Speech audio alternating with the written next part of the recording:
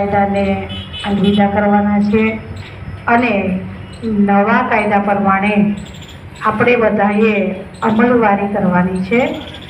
Police સ્ટાફોએ અને આપણે જનતાઓએ પણ નવા કાયદાઓને અનુરૂપ થઈ અને તે રીતે આપણે રહેવાનું છે. નવા કાયદામાં આઈપીસીની બદલે હવે નવો કાયદો થઈ ગયો છે ભારતીય નાગરિક સુરક્ષા સંહિતા. હવે એ કાયદાને અમલવારી આ 1લી તારીખથી શરૂ થઈ જાય છે. એટલે ભાઈઓએ તથા બહેનોએ એ કાયદા અનુરૂપ આપણે અમલવારી કરશું. ભારત માતા કી જય. मैडम बराड़ साहब, वकील साहब, एसएस साहब, बाहर से पधारे हुए अतिथिगण, बच्चों, जो कानून में बदलाव हुआ है, कानून सेम है, उसमें थोड़ा बहुत ऊपर नीचे किया गया है. कुछ सजाएं हैं वो बढ़ाई गई हैं, कुछ सेक्शन है वो कम किए गए.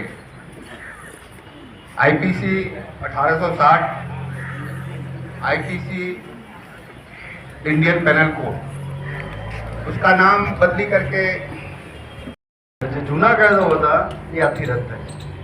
હવે જે જૂના કાયદામાં છે એક આઈપીએસ ઇન્ડિયન પેનલ કોડ 1860 જે 1860થી અમલમાં હતો, જેને ભારતીય દંડ સંહિતાના નામથી આપણે ગુજરાતીમાં જાણતા હતા, એની જગ્યાએ ભારતીય ન્યાય સંહિતા 2023ના નામથી નવો કાયદો આજે અમલમાં આવી રહ્યો છે.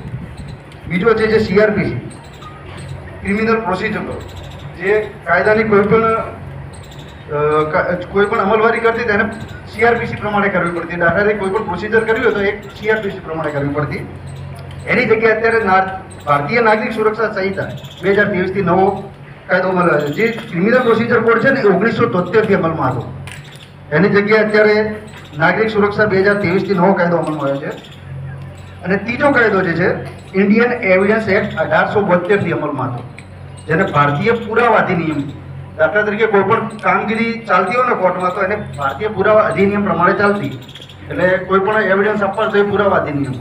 એની જગ્યાએ ભારતીય સાક્ષ્ય બિલ 2023 એ નામથી અત્યારે નવી જોગવાઈ પ્રમાણે નવો કાયદો અમલમાં આવ્યો છે. એમાં ફક્ત ખાલી નામ જ બદલાયા છે, જોગવાઈ બદલાઈ છે. અમુક નાની મોટી જોગવાઈઓનો થોડો બદલાવ થયો છે, પણ બીજું કોઈ વધારાની જોગવાઈઓ કે બદલાયું હોય કોઈ પેલું નથી. એટલે એનાથી કંઈ ડરવાની બી જરૂર નથી. એમાં કંઈ નામ બદલાય છે અને એક્ટ બદલાય છે. દાખલા તરીકે 302 ની આઈપીસીની કલમ તો એની જગ્યાએ 103 કરવામાં આવી છે. કે એના કારણે કંઈ બીજું કોઈ હાવ પબ્લિકમાં કંઈ ડરવાની એટલી બધી જરૂર નથી. પોલીસને બી ડરવાની એટલી જરૂર નથી, કારણ કે પોલીસને ખાલી ફોર્મેટ બદલવાનું રહેશે.